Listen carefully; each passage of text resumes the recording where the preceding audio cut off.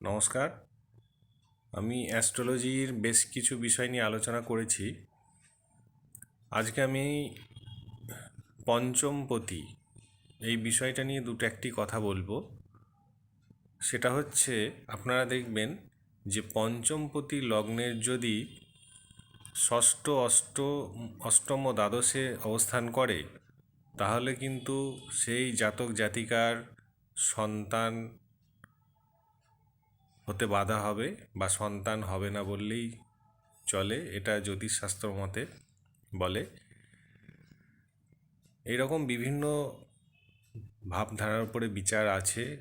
পঞ্চমপতি যদি দ্বিতীয় থাকে তো কি হবে, বা অষ্টমে থাকলে কি হবে, বা দশমে থাকলে কি হবে, এই সবগুলো কিন্তু তার যে কুণ্ডলী, সেই কুণ্ডলীর বিচারধারার উপরে নির্ভর করে বলে দেওয়া যাবে। নমস্কার।